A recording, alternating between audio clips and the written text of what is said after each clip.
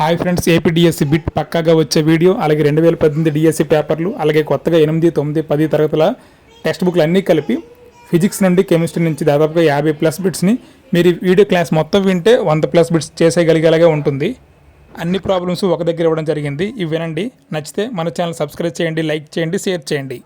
DSC 2018 SGT papers ఒకటో question. ఇక్కడ ఒక వాహనం 1 గంటలో 1 కిలోమీటర్ దూరం ప్రయాణిస్తే అది ఎలా ప్రయాణిస్తుంది మీటర్ పర్ సెకండ్లలో?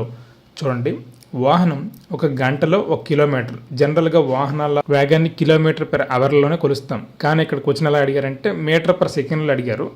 వాహన వేగం గంటకి 1 కిలోమీటర్ అంటే కిలోమీటర్ పర్ అవర్, అంటే 1 కిలోమీటర్ అంటే మీటర్లో మారిస్తే 1000 మీటర్లు వస్తుంది. అదే గంటని సెకండ్లోకి మారిస్తే 3600 సెకండ్లు. ఎందుకంటే గంటకి 60 నిమిషాలు, 60 నిమిషంలో ప్రతి నిమిషంకి 60 సెకండ్లు, కాబట్టి 3600 సెకండ్లు. పైన 2 సున్నాలు కింద 2 సున్నాలు పోతే 10/36 మిగులుతుంది. 2 5ల 2 18ల. సో 18 సెకండ్లలో 5 మీటర్లు ప్రయాణిస్తుంది.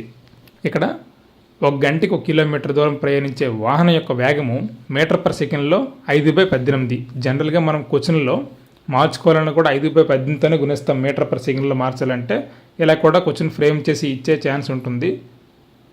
ఇది ఒకటవది. నెక్స్ట్ రెండో క్వశ్చన్ చూద్దాం. 180 గ్రామ్ నీటిలో ఉన్న మోల్ల సంఖ్య. మోల్ గురించి, ద్రవ్యరాశి గురించి, మోలార్ ద్రవ్యరాశి గురించి ప్రతి పేపర్లోనూ దాదాపు క్వశ్చన్ అయితే ఇవ్వడం జరిగింది. కాబట్టి మనమైతే అణువులు, పరమాణువులు అనే చాప్టర్ నుంచి ఈ మోలార్ ద్రవ్యరాశి, అలాగే ఈ పదార్థం శుద్ధమైన అలాంటి చాప్టర్ నుంచి కూడా ఈ క్వశ్చన్స్ మనమైతే బాగా అబ్జర్వ్ చేసి బాగా ప్రాక్టీస్ చేయాలి. ఈ క్వశ్చన్ చూద్దాం. Moles = given mass by molar mass. ఇది సూత్రం. ఇక్కడ నీరు కాబట్టి H2O, హైడ్రోజన్లు 2 ప్లస్ ఆక్సిజన్ యొక్క ద్రవ్యరాశి 16, మొత్తం కలిపితే 18 వస్తుంది H2O యొక్క molar mass. So moles = given mass by molar mass. Given mass ఇచ్చినది ఎంత అంటే 180 గ్రాములు, అలాగే H2O యొక్క మోలార్ మాస్ ఎంత అంటే 18 గ్రాములు. సో 180 గ్రాములు బై 18 గ్రాములు మనం చూసుకుంటే గ్రాము పోతుంది. ఇక్కడ ఎటువంటి ఇది ఉండవు. మోల్స్ = 10. సో 180 గ్రాముల నీటిలో ఉన్న మోల్ సంఖ్య 10. లేదు అంటే ఇలా అడగవచ్చు, 360 గ్రాముల నీటిలో ఉన్న మోల్ సంఖ్య అలా కూడా అడగవచ్చు, అప్పుడు 20 అవుతుంది. సో ఇలాంటి చిన్న సూత్రం మనం లాజిక్ కానీ మిస్ అయిపోయామంటే ఆన్సర్ అనేది పోతుంది. నెక్స్ట్ మూడవది. సముద్రపు లోతును కనుగొనుటకు సోనార్ నుండి తరంగం పంపబడింది. పంపిన 3 సెకండ్ల తరువాత ప్రతిధ్వని వినబడింది. అయినా సముద్రపు లోతు ఎంత? క్వశ్చన్లో సముద్రపు లోతు అడిగారు. సముద్రం నీటిలో ధ్వని వేగం అనేది 1500 మీటర్ పర్ సెకండ్. అది కూడా క్వశ్చన్లోనే ఇవ్వడం జరిగింది. ఇప్పుడు క్వశ్చన్ మరొకసారి చదివితే, సముద్రం లోపలికి సోనార్ పంపిస్తే 3 సెకండ్ల తర్వాత ప్రతిధ్వని వినబడింది. కాబట్టి సముద్రపు లోతు కనుక్కోవాలంటే దూరం కనుక్కోవాలి. ప్రతిధ్వనికి పట్టిన సమయం T = 3 సెకండ్లు ఇచ్చినదే. సముద్రపు నీటిలో ధ్వని వేగం = 1500 మీటర్ పర్ సెకండ్. అది కూడా ఇచ్చారు. సో దూరం వేగం ఇంటూ కాలం నుంచి 1500 × 3 మీటర్ పర్ సెకండ్ × సెకండ్ 4500 మీటర్లు అవుతుంది. ఈ 4500 మీటర్లు అనేది తరంగం వెళ్ళడానికి రావడానికి కలిపి, కాబట్టి లోతు = 4500/2 2250 మీటర్లు అవుతుంది. Next problem. ఒక సమతల దర్పణం ముందు 5 సెంటీమీటర్ల దూరంలో ఉన్న ఒక వస్తువును దర్పణంకు దూరంగా మరో 10 సెంటీమీటర్లు కదిల్చినప్పుడు ఆ వస్తువుకు ప్రతిబింబానికి మధ్య పెరిగిన దూరం. ఇలాంటి సమస్యల్లో పెద్దగా కఠినం ఉండదు, కానీ సమస్యను అర్థం చేసుకోవడంలోనే మనకైతే కష్టం ఉంటుంది. కాబట్టి ఇలాంటి అప్లికేషన్ సమస్యని చాలా ఈజీగా డీల్ చేయండి.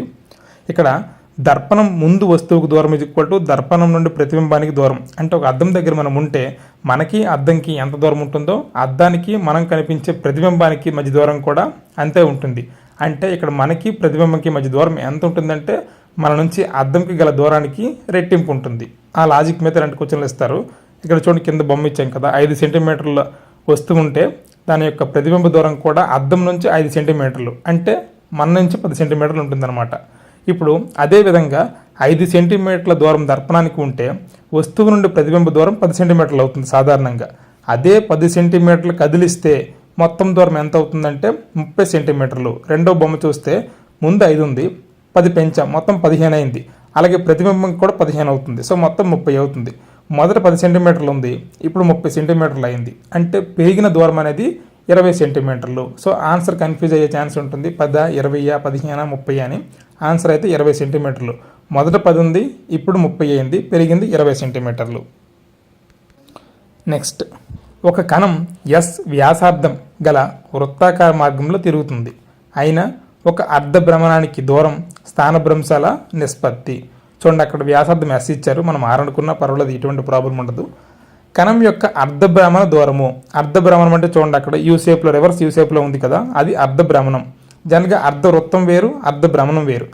అర్ధ వృత్తం అంటే వ్యాసం వస్తుంది, అర్ధ భ్రమణం అంటే రివర్స్ యూ షేప్ వస్తుంది. కాబట్టి వ్యాసం కాకుండా అర్ధవృత్త పరిధే అర్ధభ్రమణం యొక్క దూరం అవుతుంది. సో అర్ధవృత్త పరిధి అనేది πr అనమాట. అలాగే కణం యొక్క అర్ధభ్రమణ స్థానభ్రంశం. స్థానభ్రంశం అంటే రెండు వస్తువుల మధ్య కనిష్ట దూరమే స్థానభ్రంశం. కాబట్టి ఇక్కడ కనిష్ట దూరం అనేది వ్యాసం అవుతుంది 2r. So πr is to 2r, లేదా మనం ఇచ్చింది s కాబట్టి πs ఈజ్ టు 2s కూడా పెట్టుకోవచ్చు. ఇక్కడ 6 పోతే π ఈజ్ టు 2. కాబట్టి వీటి యొక్క నిష్పత్తి, దూరము స్థానభ్రంశాల నిష్పత్తి π:2గా మారుతుంది. ఇంకా π 22/7 ఇస్తే 22:14గా కూడా మారచ్చు. నెక్స్ట్ క్వశ్చన్, ఒక మనిషి వృత్తాకార మార్గం చుట్టూ తిరుగుతూ 40 నిమిషాలలో 20 భ్రమణాలు పూర్తి చేసి మొదటి స్థానానికి చేరుకున్నాడు. అయినా అతను పొందిన స్థానభ్రంశం మీటర్లలో. ఇక్కడ క్వశ్చన్ పెద్దది, ఇచ్చిన నెంబర్లు కూడా చూసి మనమైతే సందిగ్ధానికి గురైతే లెక్క తప్పు చేస్తాం. ఒక మనిషి వృత్తాకార మార్గం అనేది వృత్తాకారంగా ఉంది, 40 నిమిషాల్లో 20 భ్రమణాలు పూర్తి చేశాడు. సో మొదటి స్థానానికే చేరుకున్నాడు, అంటే ఎక్కడ మొదలయ్యాడో అక్కడికే వచ్చేసాడు. కాబట్టి స్థానభ్రంశం ఎప్పుడు కూడా ఎక్కడ మొదలై మళ్ళీ అక్కడికి అదే ప్లేస్కే వస్తే స్థానభ్రంశం ఎప్పుడు కూడా 0 అవుతుంది. కాబట్టి వృత్తాకార మార్గంలో తిరిగి అదే స్థానానికి చివరగా చేరుకున్నాడు కనుక ఆ వ్యక్తి యొక్క స్థానభ్రంశం 0 మీటర్లు. ఆప్షన్లో 0, 20, 40, 80 రకరకాలుగా ఇవ్వచ్చు. కానీ మనమైతే దీన్ని అప్లికేషన్ టైప్గా ఆలోచిస్తే, చిన్న ఆలోచన ఇలాంటి క్వశ్చన్లకి అయితే ఆన్సర్ అవుతుంది. నెక్స్ట్ క్వశ్చన్, మనకు వినిపించే అతి తక్కువ తీవ్రత గల ధ్వని 0 డెసిబెల్. అయినా శూన్య స్థాయికి 100 రెట్లు ఎక్కువగా వినిపించే ధ్వని తీవ్రత. ఇది చూడండి ఒకసారి, ఇందులో లెక్క చేయడానికి ఏముండదు, గుర్తుంచుకోవాల్సిందే. అతి తక్కువ తీవ్రత గల ధ్వని 0 డెసిబెల్. 0 డెసిబెల్కి 10 రెట్లు ధ్వని తీవ్రత ఏదంటే 10 డెసిబెల్. అదే 0 డెసిబెల్కి 100 రెట్లు గల ధ్వని 20 డెసిబెల్. అదే 0 డెసిబెల్కి 1000 రెట్లు గల ధ్వని 30 డెసిబెల్.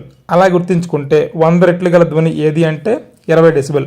అంటే 0 డెసిబెల్కి 20 డెసిబెల్కి మధ్య ఎంత తీవ్రత పెరుగుతుందంటే 100 రెట్ల తీవ్రత పెరుగుతుంది, అదే 20 డెసిబెల్. అలా డైరెక్ట్గా గుర్తుంచుకోవడమే, ఇలాంటి లెక్కలు ఈజీగానే ఉంటాయి. నెక్స్ట్, C+O2 CO2 అను రసాయన చర్యలో 3 గ్రాముల కార్బన్ పూర్తిగా దహనం చెందాలంటే కావలసిన ఆక్సిజన్ ద్రవ్యరాశి. C+O2 CO2 అయింది, అను రసాయన చర్య, ఇది ఒక రసాయన చర్య జరిగితే 3 గ్రాముల కార్బన్, అంటే కార్బన్ యొక్క ద్రవ్యరాశి 3 గ్రాములు ఇచ్చాం, అది పూర్తిగా దహనం చెందాలంటే కావాల్సిన ఆక్సిజన్ ద్రవ్యరాశి ఇక్కడ అడిగారు. C+O2 CO2 అయింది, కార్బన్ ద్రవ్యరాశి 3 గ్రాములు ఇచ్చినవి. సూత్రాలు ఏంటంటే, సూత్రం కాదు గుర్తుంచుకోవాల్సినవి, the molar mass of carbon 12 gram per mole, the molar mass of oxygen 32 gram per mole. ఇది గుర్తుంచుకోవాల్సిన మనము. ఇప్పుడు లెఫ్ట్లో చూస్తే మోల్స్ ఆఫ్ కార్బన్, దీని సూత్రం కింద చూడండి, moles of carbon is equal to mass of carbon by molar mass of carbon. ఇప్పుడు moles of carbon is equal to మనకి ఇచ్చింది మాస్ ఆఫ్ కార్బన్ 3, అలాగే the molar mass of carbon 12, so 1/4 వచ్చింది. ఇక్కడ C+O2 is equal to CO2 కాబట్టి moles అంటే moles of carbon is equal to moles of O2 అనమాట. అంటే మోల్స్ ఆఫ్ కార్బన్ మోల్స్ ఎన్ని ఉంటాయో ఆక్సిజన్ మోల్స్ కూడా అన్నే ఉండాలి. కాబట్టి moles of O2 is equal to mass of O2 by molar mass of O2. ఇక్కడ 1/4 is equal to mass of O2 మనకు తెలీదు, by molar mass of O2 అనేది 32. Mass of O2 is equal to 4/8 కాబట్టి 8 grams. ఇక్కడ 3 gram carbon పూర్తిగా దహనం చెందాలంటే కావాల్సిన ఆక్సిజన్ ద్రవ్యరాశి 8 గ్రామ్ అవుతుంది అనమాట. ఇది కూడా ఎలాంటి ప్రాబ్లమ్స్ కూడా మనకైతే వచ్చే ఛాన్స్ ఉంటుంది. కాబట్టి మనము మోలార్ మాస్లు గుర్తుంచుకోవాల్సిన అవసరం ఉంది, H2Oకి కానీ, Cకి కానీ, O2కి కానీ. ఇలా బలములకు SI పద్ధతిలో ప్రమాణానికి, CGS పద్ధతిలో ప్రమాణానికి గల నిష్పత్తి. బలానికి SI పద్ధతి ఈస్ట్ CGS పద్ధతి అని అడిగాడు. బలంకి SI ప్రమాణం 1 న్యూటన్. న్యూటన్ అంటే KG metre per second square. KG అంటే 1000 గ్రాములు, మీటర్ పర్ సెకండ్ స్క్వేర్ అంటే సెంటీమీటర్ పర్ సెకండ్ స్క్వేర్లోకి మారిస్తే 100 వస్తుంది మీటర్. కాబట్టి ఇక్కడ 3 సున్నాలు, అక్కడ 2 సున్నాలు, మొత్తం 10⁵ డైన్స్ అనమాట. సో బలానికి SI ప్రమాణానికి, CGS ప్రమాణానికి నిష్పత్తి 1:10⁵ అనేది నిష్పత్తి. కాబట్టి ఆన్సర్ 10⁵ అనమాట. సో ఇలాంటి ప్రాబ్లమ్స్ కూడా ఇచ్చే ఛాన్స్ ఉంటుంది. రెండవది, గడియారంలో ఆర్ పొడవు గల నిమిషాల ముళ్ళు యొక్క కొన ఒక గంటలో ప్రయాణించే దూరం. ఇది జనరల్గా మ్యాథ్స్ లాగా ఉంది, కానీ ఫిజిక్స్లో కూడా ఇవ్వడం జరిగింది. నిమిషాల ముళ్ళు ఒక గంటలో పూర్తి భ్రమణం చేస్తుంది. అంటే గంట సేపటికి నిమిషాల ముళ్ళు ఒక పూర్తిగా రౌండ్ చేస్తుంది. కాబట్టి ఇక్కడ వృత్తంలాగే ఉంటుంది దాని గమనం. కాబట్టి వృత్త పరిధి అనేది నిమిషాల ముళ్ళు ప్రయాణించిన దూరం అవుతుంది.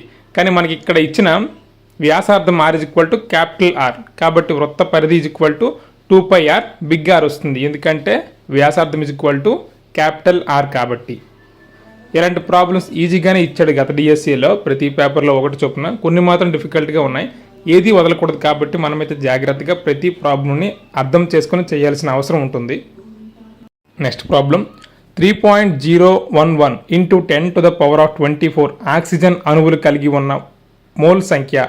అంటే ఇక్కడ మోల్ సంఖ్య అడిగేది, ఇది రసాయన శాస్త్రంకి సంబంధించినది. సాధన మోల్ సంఖ్య ఈజ్ ఈక్వల్ టు అణువుల సంఖ్య బై అవగాడ్రో సంఖ్య. మోల్ సంఖ్య కనుక్కోవాలంటే సూత్రం మోల్ సంఖ్య ఈజ్ ఈక్వల్ టు అణువుల సంఖ్య బై అవగాడ్రో సంఖ్య. అణువుల సంఖ్య ఇక్కడ ఇచ్చాడు 3.011 ఇంటూ 10⁻24. అలాగే అవగాడ్రో సంఖ్య మనకు గుర్తుండాలి 6.022 ఇంటూ 10⁻23. ఇక్కడ మోల్ సంఖ్య ఈజ్ ఈక్వల్ టు అణువుల సంఖ్య బై అవగాడ్రో సంఖ్య వేస్తే 3.011 బై 6.022 ఉంటుంది. ఇంటూ 10⁻24 కింద 23 పైకి వెళ్తుంది కాబట్టి 24 - 23 అవుతుంది. 10⁻1 అవుతుంది. ఇక్కడ 3.011 1 జా 6.022 అనేది 2 జా అవుతుంది కాబట్టి 1/2. దాని విలువ 0.5. 0.5 ఇంటూ 10⁻1 అనేది 5కి సమానం అవుతుంది. కాబట్టి మోల్ల సంఖ్య 5. నెక్స్ట్ ప్రాబ్లం 0.2 మోల్ల ఆక్సిజన్ పరమాణు ద్రవ్యరాశి. చూడండి, అన్ని పేపర్స్లో కూడా సాధారణంగా మోల్ గురించి, మాస్ ద్రవ్యరాశి గురించి ఎలానే ఇవ్వడం జరిగింది. ఇక్కడ 0.2 మోల్ల ఆక్సిజన్ పరమాణు ద్రవ్యరాశి అడిగాడు. Mass is equal to moles into molar mass. So ఈ సూత్రం బేస్ చేసుకుని mass is equal to moles into molar mass. జనరల్గా ఆక్సిజన్ మోలార్ మాస్ అనేది 16 గ్రామ్/మోల్. అలాగే మనకి మోల్ ఇచ్చాడు 0.2 అని. So mass is equal to 0.2 into 16 గ్రామ్/మోల్. ఈ రెండు గుణిస్తే 16 32 వస్తుంది. కానీ ఒక పాయింట్ ఉంటుంది కాబట్టి ద్రవ్యరాశి ఇజ్ ఈక్వల్ టు 3.2 గ్రాములు. The mass of 0.2 moles of oxygen Atmos is 3.2 grams. ఇలా కూడా చాలా సింపుల్. ఈ సూత్రం పెద్దగా ఇచ్చింది లేదు, కానీ గుర్తుంచుకోవాల్సింది ఆక్సిజన్ మోలార్ మాస్ మనకు గుర్తుండాలి. Oxygen molar mass 16 gram per mole. Next problem, ఇలాంటి అప్లికేషన్ టైప్ కూడా చాలాసార్లు వచ్చాయి. జనరల్ ఎగ్జామ్లో వస్తాయి, అలాగే డిఎస్సీలు కూడా వస్తాయి. ఉరుము వచ్చే ఒక సందర్భంలో మెరుపు కనబడిన 3 సెకండ్ల తరువాత ఉరుము శబ్దం వినిపిస్తే ఆ ఉరుము నుండి మీకు గల దూరం. జనరల్గా మనకి మెరుపు ముందు కనిపిస్తుంది, ఉరుము తర్వాత వస్తుంది. రెండు ఒకేసారి జనరేట్ అయినా దాని యొక్క స్పీడ్ని బట్టి మనకి ముందు కనిపిస్తుంది కాంతి, తర్వాత వినిపిస్తుంది శబ్దం. సో ఆ బేస్ మీద ప్రాబ్లం ఇచ్చారు. గాలిలో ధ్వని వేగం కూడా ప్రాబ్లంలో ఇవ్వడం జరిగింది 342 మీటర్/సెకండ్ అని. సో మెరుపుకి ఉరుముకి మధ్య కాలభేదం 3 సెకండ్లు. అలాగే గాలిలో ధ్వని వేగం 342 మీటర్/సెకండ్. ఇక్కడ కావాల్సింది దూరం. దూరం ఈజ్ ఈక్వల్ టు వేగం ఇంటూ కాలం. దేని నుంచి అంటే వేగం ఈజ్ ఈక్వల్ టు దూరం బై కాలం సూత్రం అనుసరించి. So D is equal to VT కాబట్టి 342 ఇంటూ 3 గుణిస్తే 1026 మీటర్లు. కాబట్టి ఆ ఉరుము మెరుపు స్టార్ట్ అయ్యే పాయింట్ నుంచి మనకి గల దూరం, వినిపించే దూరం ఎంత అంటే 1026 మీటర్లు. నెక్స్ట్ ప్రాబ్లం 4 కేజీ మరియు 9 కేజీలు ద్రవ్యరాశులుగా గల 2 వస్తువులను భూమి నుండి ఒకే ఎత్తుకు ఎత్తినప్పుడు వాటి స్థితి శక్తుల నిష్పత్తి. చూడండి, 2 వస్తువులు వేరు ద్రవ్యరాశులు ఉన్నాయి. ఆ రెండింటి ఒకే ఎత్తు సమానం. ఎత్తిన వాటి స్థితి శక్తుల నిష్పత్తి అడిగాడు. 1వ వస్తువు ద్రవ్యరాశి m1 = 4 కేజీలు, 2వ వస్తువు ద్రవ్యరాశి m2 = 9 కేజీలు. ఎత్తు సమానం, g కూడా స్థిరంగానే ఉంటుంది. కాబట్టి ఇక్కడ Pe1 స్థితిశక్తి సూత్రం mgh, m1 gh, Pe2 = 2వ వస్తువుది m2 gh. Pe1/Pe2 నిష్పత్తి కాబట్టి = 4gh/9gh. సో స్థితి శక్తుల నిష్పత్తి 4:9 అవుతుంది. నెక్స్ట్ ప్రాబ్లం, ఒక వస్తువు 8 మీటర్ల తూర్పు వైపుగా తరువాత 6 మీటర్ల ఉత్తరం వైపుగా కదిలినప్పుడు ఆ వస్తువు పొందిన స్థాన భ్రంశ పరిమాణం. మనకి ఇక్కడ జనరల్గా మనకి దిక్సూచి గురించి ఐడియా రావాలి. NSEW ఈ పక్కన డయాగ్రామ్ వేసుకుంటే ఈజీ అయిపోతుంది. ఇక్కడ పాయింట్ పెట్టాం కదా, అక్కడ స్టార్ట్ అయితే తూర్పు వైపుకి 8 మీటర్లు తిరిగాడు. ఆ తర్వాత అక్కడి నుంచి ఉత్తరం వైపుగా 6 మీటర్లు. మనకి ఇక్కడ స్థాన భ్రంశం అంటే 2 వస్తువుల మధ్య కనిష్ట దూరము. ఇక్కడ కనిష్ట దూరం అనేది కర్ణం అవుతుంది. కాబట్టి కర్ణమే స్థానభ్రంశం. కనుక కర్ణము స్క్వేర్ = భుజము స్క్వేర్ ప్లస్ భుజము స్క్వేర్ పైథాగరస్ థియరం ప్రకారం. సో భుజము స్క్వేర్ ప్లస్ భుజము స్క్వేర్ అంటే 8² + 6² 64 + 36 కాబట్టి 100 అవుతుంది. కర్ణము స్క్వేర్ 100 అయితే కర్ణం ఈజ్ ఈక్వల్ టు √100 అనేది 10 సెంటీమీటర్లు అవుతుంది. కాబట్టి ఇక్కడ స్థానభ్రంశం 10 సెంటీమీటర్లు. నెక్స్ట్ ప్రాబ్లం లాస్ట్ది C+O2 CO2 ఈ రసాయన చర్యలో 3 గ్రాముల కార్బన్ పూర్తిగా దహనం చెందితే వెలువడిన CO2 ద్రవ్యరాశి. ఇంతకుముందు పార్ట్ 1లో కార్బన్ ద్రవ్యరాశి అడిగాడు ఆక్సిజన్ ఇచ్చి, ఇక్కడ అలా కాకుండా కార్బన్ ద్రవ్యరాశి ఇచ్చి CO2 ద్రవ్యరాశి అడిగాడు. కొంచెం డిఫరెంట్. పూర్తిగా దహనం చెందిన కార్బన్ ఇక్కడ ఎంత అంటే 3 గ్రాములు. So molar mass of carbon 12 gram per mole. Carbon యొక్క మోలార్ మాస్ అనేది 12 గ్రాములు ఉంటుంది. అలాగే CO2 molar mass of CO2 అనేది 44 గ్రామ్ పర్ మోల్ ఉంటుంది. ఎందుకంటే కార్బన్ 12, ఆక్సిజన్కి 16 + 16 2 కాబట్టి 32 + 12 44 అవుతుందన్నమాట. ఇక్కడ మోల్స్ ఆఫ్ సి, కార్బన్ యొక్క మోల్ సంఖ్య గుర్తిస్తే mass of C by molar mass of C. Mass of C అనేది 3 అవుతుంది, మోలార్ మాస్ ఆఫ్ సి అనేది 12 అవుతుంది. సో 1/4 అయితే మోల్స్, కార్బన్ యొక్క మోల్స్ అనేవి 0.25 మోల్స్ అనమాట. సో మోల్స్ ఆఫ్ CO2 మనం ఒకసారి ఈక్వేషన్ గమనిస్తే C+O2 CO2 అన్నీ కూడా తుల్య సమీకరణం అవడానికి ఒకటిలతో మాత్రమే గుణించడం జరిగింది. అంటే C1 O21 CO2 1. కాబట్టి మోల్స్ ఆఫ్ C2 అనేది మోల్స్ ఆఫ్ Cకి సమానంగా ఉంటుంది. కాబట్టి మోల్స్ ఆఫ్ C2 అనేది 0.25 మోల్సే అవుతుంది. మోల్స్ ఆఫ్ C కూడా 0.25 మోలే, మోల్స్ ఆఫ్ CO2 కూడా 0.25 మోలే. దీనిని బట్టి mass of CO2 is equal to moles of CO2 into molar mass of CO2 is equal to moles of CO2 అనేది 0.25, అలాగే మోలార్ మాస్ ఆఫ్ CO2 అనేది 44. 0.25 into 44 is equal to 11 grams. కాబట్టి ఇక్కడ 3 గ్రాముల carbon పూర్తిగా దహనం చెందితే విడుదలయ్యే CO2 11 గ్రాములు వస్తుంది. 50 గ్రాముల ద్రవ్యరాశి గల వస్తువుపై ఒక శక్తి పనిచేసినప్పుడు అది 10 సెంటీమీటర్/సెకండ్ స్క్వేర్ త్వరణాన్ని ఉత్పత్తి చేస్తుంది. ఆ వస్తువుపై పనిచేయ బలం ఎంత? దాదాపుగా ఫస్ట్ క్లాస్ నుంచి 50 గ్రాముల ద్రవ్యరాశి గల వస్తువు ఉంది. ఒక శక్తి దాని మీద బలం పనిచేసింది. ఆ బలం పనిచేయడం వలన ఆ వస్తువు 10 సెంటీమీటర్/సెకండ్ స్క్వేర్ త్వరణాన్ని ఉత్పత్తి చేసింది. అయితే ఆ వస్తువుపై ఎంత బలం పనిచేసిందని కనుక్కోవాలి. ముందుగా వస్తువు ద్రవ్యరాశి M అనేది 50 గ్రాములు ఇక్కడ. సో 50 గ్రాములు కాబట్టి మనం కేజీలకు మారిస్తే 0.05 కేజీలు అవుతుంది. అదే త్వరణం A = 10 సెంటీమీటర్/సెకండ్ స్క్వేర్. త్వరణానికి ప్రామాణికం అయితే మీటర్/సెకండ్ స్క్వేర్. కాబట్టి సెంటీమీటర్ మనం మీటర్లకు ఇక్కడ మార్చితే 10 సెంటీమీటర్ = 10/100 మీటర్ అవుతుంది. అప్పుడు 1/10 మీటర్ అవుతుంది. ఇప్పుడు త్వరణం A = 10/100 మీటర్/సెకండ్ స్క్వేర్, 1/10 మీటర్/సెకండ్ స్క్వేర్ అవుతుంది. దాన్ని మనం దశమ సంఖ్యలకు మారిస్తే 0.1 మీటర్/సెకండ్ స్క్వేర్ అవుతుంది. ఇప్పుడు బలం F = ద్రవ్యరాశి ఇంటూ త్వరణం. F = ma సూత్రం నుంచి m అంటే 0.05, అలాగే a అంటే 0.1. సో 0.005 అవుతుంది. అంటే 5/10 అవుతుంది. ఈ 10కి పైకి వెళ్తే 5 × 10⁻³ అవుతుంది. సో 5 × 10⁻³ న్యూటన్లు అనమాట. సో ఆ 50 గ్రాముల వస్తువుపై పనిచేసిన బలం ఎంత అంటే 5 × 10⁻³ న్యూటన్స్ అనమాట. ఇది ఫస్ట్ ప్రాబ్లం. సేమ్ మోడల్లో రెండో ప్రాబ్లం.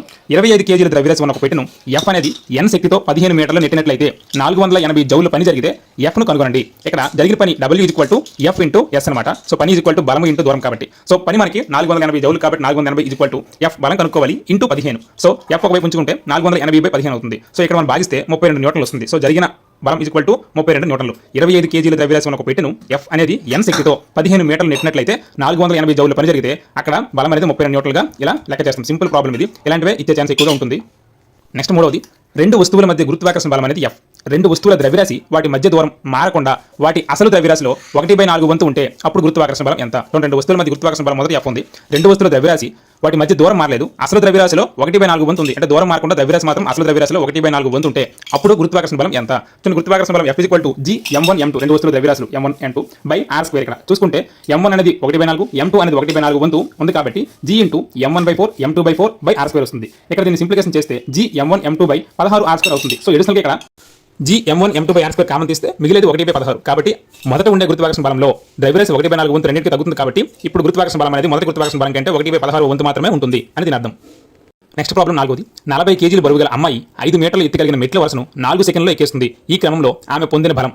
40 కేజీల బరువు గల అమ్మాయి 5 మీటర్లు ఎత్తుగలిగిన మెట్ల వరుసను 4 సెకండ్లలో ఎక్కేస్తుంది. ఈ క్రమంలో ఆమె పొందిన బలం. ఇక్కడ G అనేది 10 మీటర్/సెకండ్ స్క్వేర్గా యూజ్ చేస్తే ద్రవ్యరాశి m = 40 కేజీ, ఎత్తు అనేది 5 మీటర్లు, కాలం అనేది 4 సెకండ్లు. జరిగిన పని W = mgh. కాబట్టి W = 40 × 10 × 5 2000 జౌల్స్ వచ్చింది. కానీ పొందిన బలం పవర్ జరిగిన పని by column. So P = 2000 joules by 4 సెకండ్లు. కాబట్టి 2000/4 500 వాట్స్ వస్తుంది. సో ఇది ఈ లెక్క ఆన్సర్. Next problem 5వది. 15 సెంటీమీటర్లు ఇంటూ 15 సెంటీమీటర్లు తల వైశాల్యం ఉంటే ఆ తలపై గాలి ఎంత బలం ప్రయోగిస్తుంది? ఇది 8th క్లాస్లో డైరెక్ట్ క్వశ్చన్. సో తల యొక్క వైశాల్యం 15 × 15 సెంటీమీటర్ స్క్వేర్ 225 సెంటీమీటర్ స్క్వేర్ వస్తుంది. దీన్నే మీటర్ స్క్వేర్గా మార్చుకుంటే 15/100 మీటర్ × 15/100 మీటర్ 225/100 × 100 మీటర్ స్క్వేర్ అవుతుంది. సో 225 కింద 10⁴ అవుతుంది, పైకి వెళ్తే 10⁻⁻4 మీటర్ స్క్వేర్ అవుతుంది. అయితే మనకి తెలిసిన ఒక అట్మాస్ఫియర్ సుమారుగా 10⁵ పాస్కల్ అవుతుంది. సో ప్రెజర్ P = F/A సూత్రం ఇప్పుడు ఉపయోగించిన సూత్రం ప్రకారమే ప్రెజర్ P = F/A ఉపయోగిస్తే 10⁵ pascal is equal to F by 225 into 10⁻⁻4 అవుతుంది. So F is equal to 10⁵ into 225 into 10⁻⁴ pascal into metre square అవుతుంది. సో 10⁵ ఇంటూ 10⁻⁴ అనేది ఘాతాలు కలపాలి, ఎందుకంటే భూములు సమానం కాబట్టి. 225 ఇంటూ 10⁻5⁻4 అవుతుంది. So 225 into 10⁻1. ఇక్కడ ప్రమాణాలకు వచ్చే పాస్కల్ అంటే న్యూటన్ పర్ మీటర్ స్క్వేర్. ఇక్కడ newton per metre square metre square, ఇక్కడ మీటర్ స్క్వేర్ పోతుంది. సో న్యూటన్ మిగులుతుంది. సో 225 ఇంటూ 10⁻1 న్యూటన్ కాబట్టి గుణిస్తే 2250 న్యూటన్లు అవుతుంది. ఇది మనకి 8th క్లాస్ డైరెక్ట్గా ఇచ్చాడు, ఆన్సర్ కూడా టెక్స్ట్ బుక్ ఇవ్వడం జరిగింది. కానీ ఇలాంటిది 15 ఇంటూ 15 కాకుండా ఏది ఇచ్చినా మనం చేయగలగాలి కాబట్టి ఈ యొక్క సొల్యూషన్. Next question 6వది. ఒక వస్తువు ఇక్కడ నుంచి ధ్వని ప్రారంభమవుతుంది. ఒక వస్తువు సెకండ్లో 20 కంపనాలు చేస్తే దాని పౌనఃపున్యం ఎంత? పౌనఃపున్యం అనగా నిర్దిష్ట సమయంలో సంభవించే డోలనాల సంఖ్య, అంటే కొన్ని సెకండ్లో సంభవించే డోలనాల సంఖ్యను పౌనఃపున్యం అంటారు. సో కనుక ఎఫ్ పౌనఃపున్యం F is equal to n/t. F అంటే ఫ్రీక్వెన్సీ, n అంటే డోలనాల సంఖ్య, t అంటే కాలము. సూత్రం ప్రకారం F is equal to n/t కాబట్టి n అంటే 20, ఎన్ని సెకండ్లు అంటే 1 సెకండ్ కాబట్టి 1, 20/1 ఈజ్ ఈక్వల్ టు 20 Hz. పౌనఃపున్యానికి ప్రమాణాలు హెడ్జ్లు అనమాట, అందుకు 20 హెడ్జెస్. అదే 1 సెకండ్లో 50 కంపనాలు చేస్తే 50 హెడ్జ్లు అవుతుంది. సో ఇక్కడ 1 సెకండ్ అయినప్పుడు ఎన్ని కంపనాలు చేస్తే అంతే దాని పౌనఃపున్యం అవుతుంది, అది గుర్తుంచుకోవాలి. నెక్స్ట్ ప్రాబ్లం 7వది. ధ్వని తీవ్రతకు దాని వ్యాప్తికి మధ్య సంబంధం ఏమిటి మరియు కంపన పరిమితి రెట్టింపు చేసిన ధ్వని తీవ్రత అంటే శబ్ద తీవ్రత ఎన్ని రెట్లు పెరుగును? ఇక్కడ శబ్దానికి అంటే శబ్ద తీవ్రతకి దాని వ్యాప్తికి ఇక్కడ సంబంధం ఏంటంటే శబ్దము ప్రపోజనల్ టు వ్యాప్తి స్క్వేర్, అంటే వ్యాప్తి అనేది ఎన్ని రెట్లు పెరిగితే దాని స్క్వేర్కి అనుగుణంగా శబ్ద తీవ్రత పెరుగుతుంది. అదే మాదిరిగా రెట్టింపు చేసిన అంటే వ్యాప్తి 2 రెట్లు పెరిగితే 2 స్క్వేర్ శబ్ద తీవ్రత 4 రెట్లు పెరుగుతుంది. ఒకవేళ 3 రెట్లు పెరిగితే శబ్ద తీవ్రత 9 రెట్లు పెరుగుతుంది. ఒకవేళ వ్యాప్తి 4 రెట్లు పెరిగితే శబ్ద తీవ్రత 16 రెట్లు పెరుగుతుంది. అలా స్క్వేర్ చేసుకుంటే ధ్వని తీవ్రత మనం ఈజీగా కౌంట్ చేయవచ్చు. ఇది ధ్వని తీవ్రతకు ఇక్కడ దాని యొక్క వ్యాప్తికి మధ్య గల సంబంధం. నెక్స్ట్ 8వది. ఒక లోలకం 4 సెకండ్లలో 40 కంపనాలు చేసింది. దాని డోలనావర్తన కాలము పౌనఃపున్యము తెలపడం ఇచ్చాడు. సో ఒక లోలకము 4 సెకండ్లో 40 కంపనాలు, కంపనాల సంఖ్య number equal to 40, column t equal to 4 సెకండ్లు. సో పౌనఃపున్యం f ఈక్వల్ టు n/t కాబట్టి 40/4 ఈక్వల్ టు 10 హెర్ట్జ్. అదే పౌనఃపున్యం ఈక్వల్ టు 10 హెర్ట్జ్. అయితే డోలనావర్తన కాలం అనేది పౌనఃపున్యానికి విలోమానుపాతం కాబట్టి డోలనావర్తన కాలం ఈక్వల్ టు 1/f. సో 1 పౌనఃపున్యం అనేది 10 కాబట్టి 1/10. సో 1/10 అనేది దశాంశమానంగా మారిస్తే 0.1 సెకండ్, అంటే డోలనావర్తన కాలం అనేది 0.1 సెకండ్గా ఉంది. ఇలాంటి ప్రాబ్లమ్స్ చాలా ఈజీగా ఉంటాయి, కానీ చిన్న చిన్న మిస్టేక్లు చేస్తే మనం రివర్స్లో వేస్తే ఆన్సర్ అనేది పోతుంది కాబట్టి చాలా జాగ్రత్తగా ఇలాంటివి ప్రమాణాలు కూడా చూడాలి. అలాగే 9వది. ఒక దోమ సెకండ్ కాలంలో తన రెక్కలను 500 సార్లు కంపింపజేయడం వలన దాని నుండి ధ్వని ఉత్పత్తి అగును. ఈ కంపనాల డోలనావర్తన కాలం ఎంత?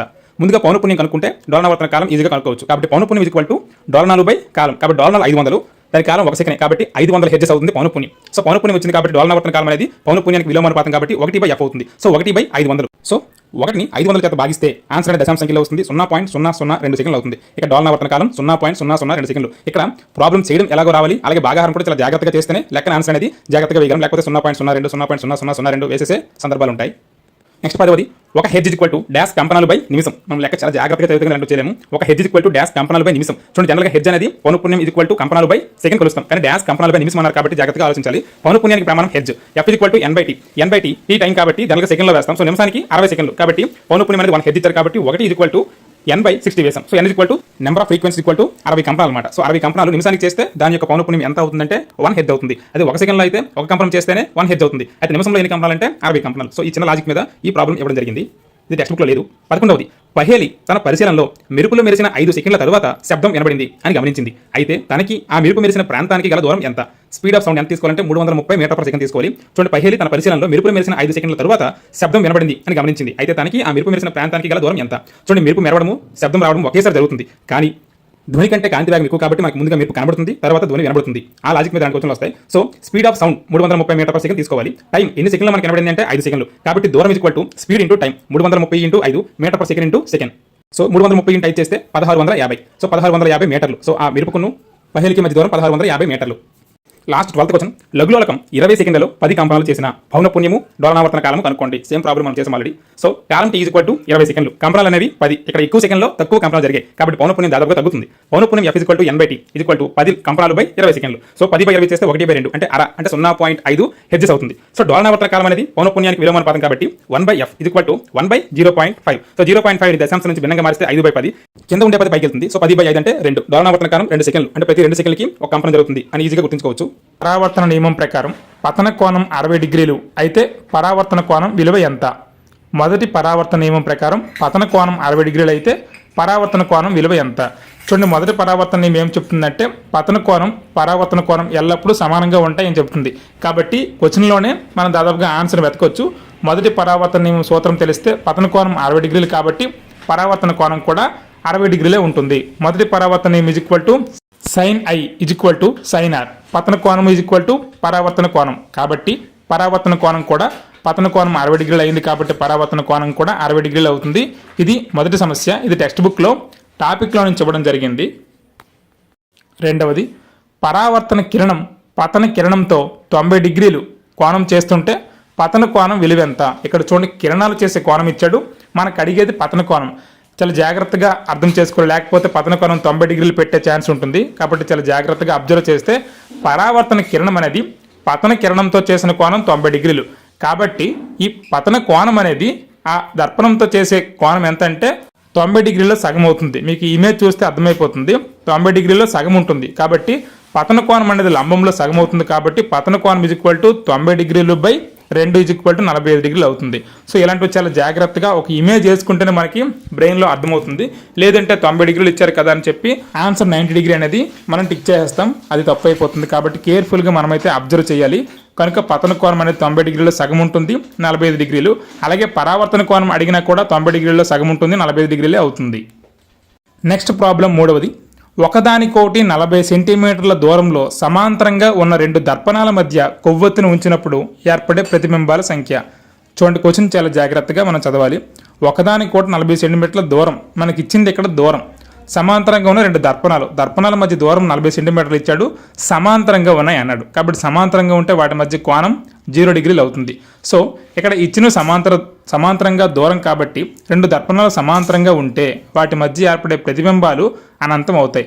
ఒక అద్దం ద్వారా ఏర్పడిన ప్రతిబింబం మరొక అద్దానికి వస్తువుగా, మరలా ఆ అద్దంలో ఏర్పడిన ప్రతిబింబం ఆపోజిట్గా ఉన్న అద్దానికి వస్తువుగా మారుతుంది. ఇలా వస్తువు ప్రతిబింబం అనేవి సంఖ్య అనంతంగా మారుతుంది. కాబట్టి ఒకదానికోటి ఎన్ని సెంటీమీటర్ల దూరంగా ఉన్నప్పటికీ సమాంతరంగా ఉండే దర్పణాల మధ్య ఏదైనా వస్తువు ఉంచితే దాని నుంచి ఏర్పడే ప్రతిబింబాలు అనేవి అనంతంగా ఉంటాయి అన్నమాట. ఇది మూడవ క్వశ్చన్. ఇది డైరెక్ట్గా టెక్స్ట్ బుక్లో లాస్ట్లో ఇచ్చారు, ఆన్సర్ అయితే ఇవ్వలేదు మనకి.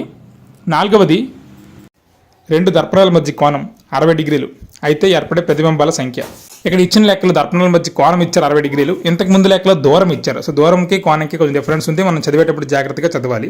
సో కోణం 60 డిగ్రీలు, θ = 60 డిగ్రీలు. కాబట్టి ప్రతిబింబాల సంఖ్యకి సూత్రం 360 డిగ్రీలు బై θ - 1. 360 డిగ్రీలు బై 60 - 1 66 అవుతుంది. కాబట్టి 6 - 1 5 ఇమేజెస్, 5 అనేవి ప్రతిబింబాలు మనకి ఇక్కడ కౌంట్ అవుతాయి అన్నమాట, 2 దర్పణాల మధ్య కోణం 60 డిగ్రీలు ఉంటే.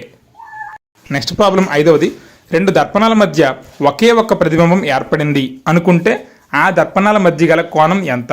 చూడండి, 2 దర్పణాల మధ్య ఎంత కోణం ఉంటే ఒకే ఒక ప్రతిబింబం ఏర్పడుతుంది. ఇక్కడ ప్రతిబింబాల సంఖ్య ఇచ్చాడు, కోణం కనుక్కోమండు. ఇలా కూడా ఇవ్వచ్చు, ఇదైతే టెక్స్ట్ బుక్లో లేదు, రిలేటెడ్గా ఉందని నేను ఇచ్చా. ప్రతిబింబాల సంఖ్య = 360 డిగ్రీలు బై θ - 1 ప్రతిబింబాల సంఖ్య 1. 360 డిగ్రీలు బై θ ఉంటుంది, ఈ -1 అటు వెళ్తే +1 అవుతుంది, 1 + 1 2 అవుతుంది. సో θ = 360 డిగ్రీలు బై 2 అవుతుంది. సో 180 డిగ్రీలు. అంటే 2 దర్పణాల మధ్య కోణం అనేది 180 డిగ్రీలు అయితే ఆ దర్పణాల మధ్య ఏర్పడే ప్రతిబింబాల సంఖ్య 1 అవుతుంది. అది మనం గుర్తుంచుకోవాల్సిన కాన్సెప్ట్. నెక్స్ట్ ప్రాబ్లం ఆరవది, 2 దర్పణాల మధ్య గల కోణం 30 డిగ్రీలుగా ఉంటే ఆ రెండింటి వలన ఏర్పడే ప్రతిబింబాల సంఖ్య ఎంత? ప్రతిబింబాల సంఖ్య ఇప్పుడు సేమ్ ప్రాబ్లం లాగే మనం ఆలోచించుకుంటే 360 డిగ్రీలు బై θ - 1, 360 డిగ్రీలు బై కోణం 30 డిగ్రీలు -1. 360ని 30 చేత భాగిస్తే 30 12. సో 12లోంచి 1 తీస్తే 11. సో 2 దర్పణాల మధ్య కోణం 30 డిగ్రీలు ఉంటే వాటి మధ్య ఏర్పడే ప్రతిబింబాల సంఖ్య 11 అవుతుందన్నమాట. నెక్స్ట్ ప్రాబ్లం ఏడవది, ఒక ప్రయోగంలో 4.5 కిలోగ్రాముల ఇంధనం పూర్తిగా మండినప్పుడు ఉత్పత్తి అయిన ఉష్ణాన్ని 180,000 కిలోజౌల్గా కొలిచారు. అయినా ఆ ఇంధనం యొక్క కిలోరిఫిక్ విలువ కనుక్కోండి. ఇది డైరెక్ట్గా టెక్స్ట్ బుక్లో లాస్ట్లో ఇచ్చిన సమ్ము, దీని ఆన్సర్ మనకి ఇవ్వడు, మనమే చేసి దీన్ని నిరూపించుకోవాల్సి ఉంటుంది. సో సాధన చేస్తే కిలోరిఫిక్ విలువ kJ/kgగా కొలుస్తారు. కాబట్టి ఉత్పత్తి చేసిన ఉష్ణము బై ఇంధన ద్రవ్యరాశి, ఈ కాన్సెప్ట్, ఈ ఫార్ములా గుర్తుంటే ఎలాంటి లెక్క ఇచ్చినా చేయగలము. సో కిలోరిఫిక్ విలువ = ఉత్పత్తి చేసిన ఉష్ణము బై ఇంధన ద్రవ్యరాశి. మనకి ఇచ్చిన ఇంధనం 4.5 కేజీలు కాబట్టి అది డౌన్లో వేస్తాం. అప్పర్లో 180,000 కిలోజౌల్ ఉత్పత్తి చేసిన ఉష్ణం అనమాట అది. సో పైన 180,000 బై 4.5 కేజీలు. దీన్ని మనం సింప్లికేషన్ చేస్తే 40,000 కిలోజౌల్/kg అనేది వస్తుంది. ఇలాంటి సమస్యలు కూడా ఇచ్చే ఆస్కారం ఉంటుంది డైరెక్ట్గా. ఎనిమిదవది, ఒక ఇంధనం యొక్క కిలోరిఫిక్ విలువ 45,000 కిలోజౌల్/kg. కిలోరిఫిక్ విలువ ఇచ్చారు. ఆ ఇంధనం యొక్క ద్రవ్యరాశి 1.5 కేజీలు. ద్రవ్యరాశి ఇచ్చారు 1.5 కేజీలు. అయితే అది ఉత్పత్తి చేయ ఉష్ణం విలువ అడిగారు. సేమ్ ప్రాబ్లం అలాగే ఉంటుంది. ఇంధనం కెలోరిఫిక్ విలువ ఉత్పత్తి చేసిన ఉష్ణము బై ద్రవ్యరాశి. ఇక్కడ కెలోరిఫిక్ విలువ ఇచ్చారు 45,000 కిలో జౌల్ పర్ కేజీ ఉత్పత్తి చేసిన ఉష్ణం కనుక్కోవాలి కాబట్టి ఎక్స్ వేసాం బై 1.5 కేజీలు. ఇక్కడ కేజీ పోతుంది, డౌన్లో ఉన్నాయి రెండు కూడా. So X 45,000 into 1.5 kilo joules. దీన్ని గుణిస్తే 67,500 కిలో జౌల్ వస్తుంది. సో 1.5 కేజీల ద్రవ్యరాశి గల ఇంధనము 45,000 కిలోరిఫిక్ విలువ దానిదైతే దాని నుంచి వచ్చే ఉష్ణం 67,500 కిలో జౌల్ అవుతుంది. ఇది 8వ ప్రాబ్లం యొక్క సొల్యూషన్. Next problem 9ది. 10 కిలోల బయోగ్యాస్ మండించడం వలన 3,75,000 కిలో జౌల్స్ ఉష్ణం ఉత్పత్తి అయితే బయోగ్యాస్ కెలోరిఫిక్ విలువ ఎంత? బయోగ్యాస్ కెలోరిఫిక్ విలువ ఉత్పత్తి అయిన ఉష్ణము బై ఇంధన ద్రవ్యరాశి. 3,75,000 కిలో జౌళ్ళు బై 10 కేజీలు. సో దీన్ని సింప్లికేషన్ చేస్తే ఒక సున్నా పోతుంది, 37,500. జనరల్గా బయోగ్యాస్ కెలోరిఫిక్ విలువ 35,000 నుంచి 40,000 ఉంటుంది. సో ఇక్కడ దాని ప్రకారమే 37,500 కిలో జౌల్ పర్ కేజీ వచ్చింది. మనకి ఆ యొక్క టేబుల్ కూడా ఐడియా ఉంటే దాదాపుగా డైరెక్ట్గా కూడా ఆన్సర్ని వేసే సందర్భాలు వస్తాయి. ఇంకా లాస్ట్ 10వది చిన్న కాన్సెప్ట్. కాంతి పరావర్తనం ఆధారంగా రూపొందిన పరికరాలు పెరిస్కోప్, కెలిడయాస్కోప్ ఈ రెండు కూడా కాంతి పరావర్తనం అనే నియమం ఆధారంగా రూపొందాయి. నెక్స్ట్ సమతల దర్పణం యొక్క ప్రతిబింబ లక్షణాలు ఇక్కడ ఇచ్చాము. ఒకవేళ లక్షణం కానిది అని అడగొచ్చు కాబట్టి. సో సమతల దర్పణ ప్రతిబింబ లక్షణాలు ఎలా ఉంటాయి అంటే మిథ్యా ప్రతిబింబం ఏర్పరుస్తుంది, నిటారైన ప్రతిబింబం ఏర్పరుస్తుంది, పార్శ్వ విలోమం అంటే ఎడమ కుడిగా కుడి ఎడమగా అనిపిస్తాయి. అలాగే ప్రతిబింబ పరిమాణం వస్తు పరిమాణంతో సమానంగా ఉంటుంది, ప్రతిబింబ దూరం వస్తు దూరంతో సమానంగా ఉంటుంది. ఒక ద్రవ పదార్థం యొక్క బాష్పీభవన ఉష్ణోగ్రత 393 కెల్విన్లు అయితే దీనిని సెల్సియస్ స్కేల్లోనికి మార్చండి. ఇక్కడ మనకి ఉష్ణోగ్రతని మనం మానాల్లోకి మార్చాలి, అంటే ఒక మానం నుంచి ఇంకో మానంకి. ఇక్కడ మనకి ఇచ్చింది కెల్విన్ మానం 393 కెల్విన్లు. సో సాధన చూద్దాం. కెల్విన్ మానంలో ఉష్ణోగ్రత 393 కెల్విన్లు ఇచ్చినది. సెల్సియస్ స్కేల్లో ఉష్ణోగ్రత మనకు కావాలంటే కెల్విన్లోంచి 273 తీయాలి. ఎందుకంటే 0 డిగ్రీ సెంటీగ్రేడ్ 273.15 కెల్విన్లు ఉంటుంది. కానీ దాని దశాంశ భిన్నంకి మారిస్తే 0 డిగ్రీ సెంటీగ్రేడ్ 273 కెల్విన్లు అవుతుంది. కాబట్టి మనం 393లోంచి 273 తీస్తే 120 డిగ్రీల సెంటీగ్రేడ్ అవుతుంది. సో 393 కెల్విన్లు అనేది 120 డిగ్రీల సెంటీగ్రేడ్కి సమానం. ఇక్కడ ఇలా మార్చడం ఈజీగా ఉంటుంది, ఒకసారి మనం చూస్తే లేకని ఈజీగా చేయవచ్చు. ఇంకా రెండవది, ఒక అట్మాస్ఫియర్ డాష్ పాస్కల్. అసలు అట్మాస్ఫియర్ అంటే ఏంటి?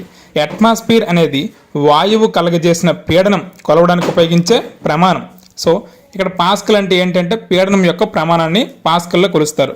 సో ఒక అట్మాస్ఫియర్ డైరెక్ట్ క్వశ్చన్ ఇది లెక్కేం కాదు. ఒక అట్మాస్ఫియర్ 1.01 ఇంటూ 10⁵ పాస్కల్. జనరల్గా కొన్నిసార్లు లెక్కల్లో మనమైతే ఈ 1.01ని తీసి డైరెక్ట్గా 10⁵ పాస్కల్ని కూడా ఉపయోగించడం జరుగుతుంది. సముద్ర మట్టం వద్ద వాతావరణ పీడనం అనేది ఒక అట్మాస్ఫియర్కి సమానంగా ఉంటుంది. దీన్నే ప్రామాణికంగా కూడా తీసుకుంటారు. ఒక అట్మాస్ఫియర్ 1.01 ఇంటూ 10⁵ పాస్కల్. ఇక్కడ 10⁴, 10�3, 10⁴2 ఇలా ఇవ్వచ్చు. మనం గుర్తుంచుకోవాల్సింది ఏంటంటే 10⁵ పాస్కల్లో ఒక అట్మాస్ఫియర్ నెక్స్ట్ ప్రాబ్లం 3వది. 373 డిగ్రీల సెంటీగ్రేడ్లను కెల్విన్ మానంలోకి మార్చగా ఇక్కడ సెల్సియస్ డిగ్రీల నుంచి కెల్విన్లోకి మార్చాలి. ఫస్ట్ లెక్కలో మనం కెల్విన్ నుంచి సెల్సియస్లోకి మార్చాము, ఇక్కడ సెల్సియస్ నుంచి కెల్విన్లోకి మార్చాలి. సాధారణంగా అయితే 0 డిగ్రీ సెంటీగ్రేడ్ 273.15 కెల్విన్లు ఉంటుంది.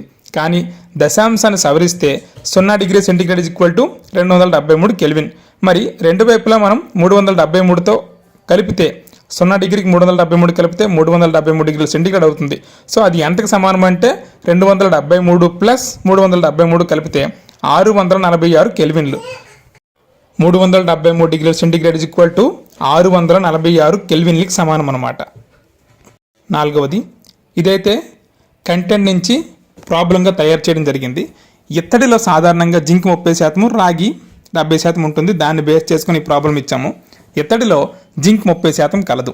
అయితే 5 కేజీల ఇత్తడిలో రాగి ఎన్ని గ్రాములు కలదు? ఇత్తడి 30% జింక్ ప్లస్ 70% రాగి. అంటే ఇత్తడిలో 70% రాగి ఉంటుంది, 30% జింక్ ఉంటుంది. సో ఇత్తడి బరువు 5 కేజీలు. దీన్ని గ్రాముల్లోకి మారిస్తే, ఎందుకంటే లెక్కలో గ్రాములు అడిగారు కాబట్టి 5,000 గ్రాములు అవుతాయి. 5,000 గ్రాముల్లో రాగి బరువు ఇంటూ 70% చేస్తే వస్తుంది 5,000 ఇంటూ 70/100. ఇలా సింప్లికేషన్ చేస్తే 3500 గ్రాములు అంటే 5 కేజీల ఎత్తడిలో దాదాపుగా 3.5 కేజీలు రాగి ఉంటుంది, కేజీన్నర జింక్ ఉంటుంది. అలా మనం గుర్తుంచుకోవాల్సిన అవసరం ఉంది. ఈ పర్సంటేజ్ కూడా ఇచ్చే ఛాన్స్ ఉండొచ్చు. సింపుల్గానే ఉంటుంది. మనకు మ్యాథ్స్ వస్తే ఈ లెక్కలన్నీ కూడా చేయడం చాలా సులభం అయిపోతుంది. 5వది, ఒక ద్రావణం 320 గ్రాముల నీటిలో 40 గ్రాముల సాధారణ ఉప్పు కలిగి ఉంది. అయినా ద్రావణం గాఢతను ద్రవ్యరాశి శాతం పరంగా లెక్కించండి.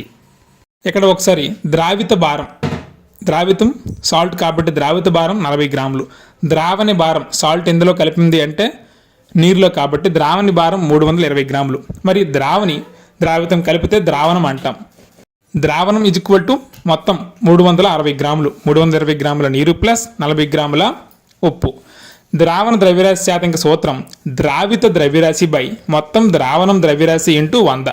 ద్రావితం ఉప్పు 40 గ్రాములు, ద్రావణం ద్రవ్యరాశి 360 గ్రాములు ఇంటూ 100, 40/360 ఇంటూ 100. దీన్ని సింప్లికేషన్ చేస్తే 100/9 మిగులుతుంది. సో 9 11 99.1 దశాంశ సంఖ్య మనం వస్తుంది. సో 11.1% అక్కడ గాఢత ప్రకారం ద్రవ్యరాశి శాతం అన్నమాట. 6వది, ఒక ద్రావణం 220 గ్రాముల నీటిలో 30 గ్రాముల పంచదార కలిగి ఉంది. అయినా ద్రావణం గాఢతను ద్రవ్యరాశి శాతం పరంగా లెక్కించండి. సేమ్ 5వ లెక్కలాగే ఉంటుంది ఇది కూడా. ద్రావితం ద్రవ్యరాశి పంచదార ద్రవ్యరాశి 30 గ్రాములు, ద్రావణి ద్రవ్యరాశి నీరు 220 గ్రాములు, మొత్తం ద్రావణం ద్రవ్యరాశి 250 గ్రాములు అవుతుంది. ద్రావణ ద్రవ్యరాశి శాతం = ద్రావిత ద్రవ్యరాశి బై ద్రావణం ద్రవ్యరాశి ఇంటూ 100. పైన పంచదార గ్రాములు 30 బై మొత్తం ద్రావణం 250 కిందలో ఉంటుంది ఇంటూ 100. ఇక్కడ దీన్ని సింప్లికేషన్ చేస్తే 3×4 12%. సో పంచదార ఎంత శాతంగా ఉంది అంటే ఇందులో ద్రావిత ద్రవ్యరాశి గాఢత పరంగా 12% అన్నమాట.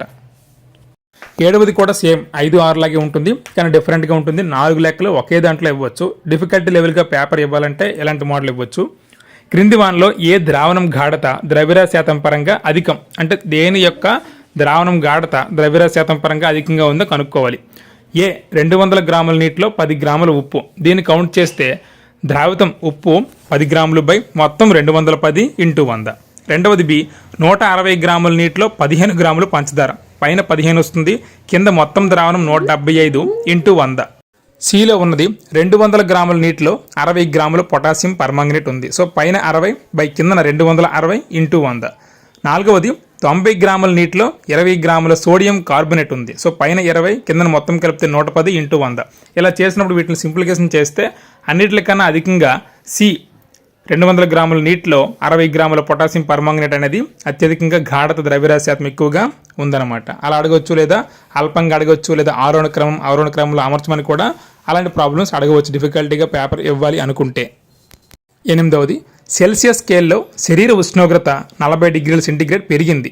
ఫారెన్హీట్ స్కేల్లో ఉష్ణోగ్రత పెరుగుదల ఎంత?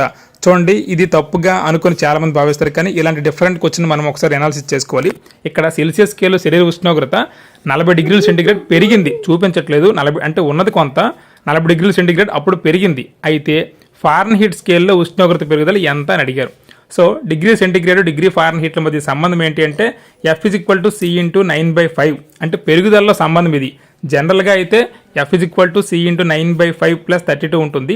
అలా కాకుండా ఇక్కడ పెరుగుదల అడిగారు కాబట్టి ఇక్కడ F = C 40 డిగ్రీ ఇంటూ 9/5 అనేది మనకు దశాంశ సంఖ్య భావిస్తే 1.8 ఉంటుంది. కాబట్టి ఇక్కడ సెల్సియస్ స్కేల్లో శరీర ఉష్ణోగ్రత 40 డిగ్రీల సెంటీగ్రేడ్ పెరిగితే అదే ఫారెన్హీట్ స్కేల్లో ఎంత పెరుగుదల ఉంటుందంటే 72 డిగ్రీల ఫారెన్హీట్ పెరిగి ఉంటుంది. ఇది ఇక్కడ గమనించాల్సిన విషయం. 9వ చూడండి, 200 డిగ్రీల సెల్సియస్ డాష్ ఫారెన్హీట్. 8వది 9వది జస్ట్ కాంట్రవర్సీగా అనిపిస్తుంది, కానీ మనం లెక్క చదవాల్సిన బాధ్యత మనకు ఉంటుంది కాబట్టి కొంచెం క్లారిటీగా చదవాలి. 9వది ఏమి ఇచ్చామంటే 200 డిగ్రీల సెల్సియస్ డాష్ ఫారెన్హీట్ అంటే ఇక్కడ సెంటీగ్రేడ్ నుంచి ఫారెన్హీట్కి మార్చాలి. ఇది మార్చడం. తొలి లెక్క ఏంటంటే పెరుగుదల. ఇక్కడ F = C × 9/5 + 32. సో C 200 అంటే సెంటీగ్రేడ్ 200 × 9/5 + 32. 5 1 5 40 200, 49 360 + 32. సో 200 డిగ్రీల సెల్సియస్ = 392 డిగ్రీల ఫారెన్హీట్ వస్తుంది. కెల్విన్ మానానికి, ఫారెన్హీట్ మానానికి, సెంటీగ్రేడ్ సెల్సియస్ మానానికి మధ్య సంబంధం అందరికీ ఖచ్చితంగా వచ్చి ఉండాలి. జీకేలో అయినా క్వశ్చన్ ఇవ్వచ్చు, లేదా మనకి సైన్స్లో అయినా క్వశ్చన్ ఇవ్వచ్చు. సో ఎక్కడైనా రావచ్చు. జీకే కూడా దీని మీద డిపెండ్ అయి ఉంటుంది కాబట్టి. 10వది, -40 డిగ్రీల సెల్సియస్ కు సమానమైన ఫారెన్హీట్ మాపనం ఏది? జనరల్గా సెల్సియస్ ఫారెన్హీట్ మాపనాలు -40 దగ్గర సమానంగా ఉంటాయి. కాబట్టి -40 సెంటీగ్రేడ్ -40 ఫారెన్హీట్. ఇది కూడా ఇంపార్టెంట్ బిట్టే, జీకేలో అయినా రావచ్చు, మనకి సైన్స్లో అయినా రావచ్చు. అంటే సెల్సియస్ మాపనము ఫారెన్హీట్ మాపనము ఎన్ని డిగ్రీల సెంటీగ్రేడ్ వద్ద సమానంగా ఉంటుంది అని క్వశ్చన్ అడిగితే -40 సెంటీగ్రేడ్ దగ్గర సమానంగా ఉంటుంది. సో -40 అనేది కామన్ అనమాట రెండింటికి కూడా, అంటే అక్కడ స్టార్టింగ్ పాయింట్. ఆ తర్వాత డిగ్రీ సెంటీగ్రేడ్ తక్కువ పెరిగితే ఫారెన్హీట్ మాపనం కొంచెం ఎక్కువగా ఉంటుంది. టీ కాలంలో ఒక వస్తువు యొక్క తొలి వేగం u నుండి తుది వేగం vకి మారితే త్వరణం ఎంత? చూడండి, సింపుల్. ఎలాంటి ప్రాబ్లమ్స్ కూడా 2018 డిఎస్సిలో ఇచ్చి ఉన్నాడు. టీ కాలంలో కాలం టీ ఒక వస్తువు యొక్క తొలి వేగం u తుది వేగం vకి మారితే త్వరణం. ఇప్పుడు సాధన, త్వరణం అంటే ఏంటి? వేగంలో మార్పు, కొంతకాలంలో వచ్చే వేగంలో మార్పునే త్వరణం అంటారు. కాబట్టి త్వరణం A = వేగంలో మార్పు తుది వేగం v మైనస్ తొలి వేగం u by column t. So డైరెక్ట్గా ఆన్సర్ ఇస్తాడు v - u/t, లేదా v + u/t, లేదా u - v/t, లేదా t/v - u. అలా ఆప్షన్లు ఇచ్చినప్పుడు మనం కన్ఫ్యూజ్ అవ్వకుండా డైరెక్ట్ గుర్తుంచుకోవాలి, వేగంలో మార్పు బై కాలం v - u/t. అలాగే రెండవది, ఒక కారు తన ప్రయాణ కాలం 8 గంటల్లో ఓడోమీటర్ ప్రయాణ ప్రారంభంలో 2000 కిలోమీటర్లు, ప్రయాణం చివరిలో 2400 కిలోమీటర్లు చూపిస్తే కారు యొక్క సరాసరి వడి ఎంత? చూడండి, ఓడోమీటర్ అనేది దూరాన్ని చూపించే మీటర్ అనమాట. ఇక్కడ సాధన చూస్తే కారు ప్రయాణించిన దూరం ముందు మనకి 2400 నుంచి 2000 తీసేయాలి. ఎందుకంటే స్టార్ట్ అయినప్పుడు 2000 కిలోమీటర్లు ఉంది. సో ఇది ప్రయాణించింది 400 కిలోమీటర్లు మాత్రమే.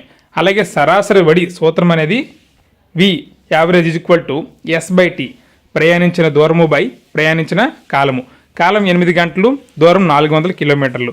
400 కిలోమీటర్లు బై 8 గంటలు = 50 km/h. అంటే సరాసరి వడి గంటకు 50 కిలోమీటర్లు అనమాట. ఇది ఈ లెక్క ఎలా చేసే విధానం అనమాట. నెక్స్ట్ ప్రాబ్లం మూడవది, ఉష 90 మీటర్ల పొడవైన కొలనులో ఈదుతోంది. ఆమె 1 నిమిషంలో 180 మీటర్లు ఈదుకుంటూ ఒక చివరి నుండి మరొక చివరకు మరియు తిరిగి అదే మార్గంలో ఈదుతూ వెనక్కి ప్రయాణించింది. ఉష సరాసరి వడి మరియు సరాసరి వేగము కనుక్కోండి. ఇక్కడ అమ్మాయి 90 మీటర్లు ఇటు నుంచి అటు, మరలా 90 మీటర్లు అటు నుంచి ఇటు, మొత్తంగా 1 నిమిషంలోనే 180 మీటర్లు ఈదుకుంటూ వెళ్ళిందనమాట. సో ఉష ప్రయాణించిన దూరం 1 నిమిషంలో 180 మీటర్లు. 1 నిమిషంలో తన స్థానభ్రంశము 0 మీటర్లు. స్థానభ్రంశం 0 మీటర్లు, ఎందుకంటే ఎక్కడ మొదలైందో అక్కడికే వచ్చింది కాబట్టి. ఇప్పుడు సరాసరి వడి = మొత్తం దూరము బై కాలం. ఇక్కడ సరాసరి వడికి సరాసరి వేగంకి సూత్రాలు గుర్తుంచుకోవాలి. సరాసరి వడి అంటే మొత్తం దూరము బై కాలం. మొత్తం దూరం 180 మీటర్లు బై 60 సెకండ్లు, 3 మీటర్/సెకండ్. అంటే సెకండ్కి 3 మీటర్ల చొప్పున సరాసరి వడి ఉంది. సరాసరి వేగం = స్థానభ్రంశము బై కాలం. స్థానభ్రంశం 0 కాబట్టి 0/60 = 0 మీటర్/సెకండ్. సరాసరి వేగం అనేది 0 మీటర్/సెకండ్గా వస్తుంది. ఇంపార్టెంట్ ప్రాబ్లం ఇది. నాలుగవది, నెక్స్ట్, ఒక వస్తువు 4 సెకండ్లలో 16 మీటర్లు ప్రయాణిస్తుంది. ఆపై 2 సెకండ్లలో మరో 16 మీటర్లు ప్రయాణిస్తే ఆ వస్తువు సగటు వడి ఎంత?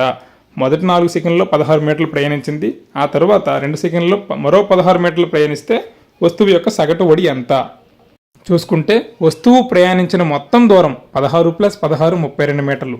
వస్తువు ప్రయాణించిన మొత్తం కాలం 4 + 2 6 సెకండ్లు. అంటే 6 సెకండ్లో మొత్తం 32 మీటర్లు ప్రయాణించింది. సరాసరి వడి = మొత్తం ప్రయాణించిన దూరము బై మొత్తము కాలము = 32 మీటర్లు బై 6 సెకండ్లు. కాబట్టి సరాసరి వడి అనేది 5.33 మీటర్/సెకండ్ వస్తుంది. 5.33 మీటర్/సెకండ్. దీన్ని km/hలో మార్చమంటే మనం మార్చుకోవచ్చు ఈజీగా. ఐదవది, వడికి వేగానికి ప్రమాణాలు తెలపండి. చూడండి, ఇక్కడ సరాసరి వడైనా సరాసరి వేగమైనా వడికి వేగానికి ప్రమాణాలు మాత్రం ఒకేలా ఉంటాయి.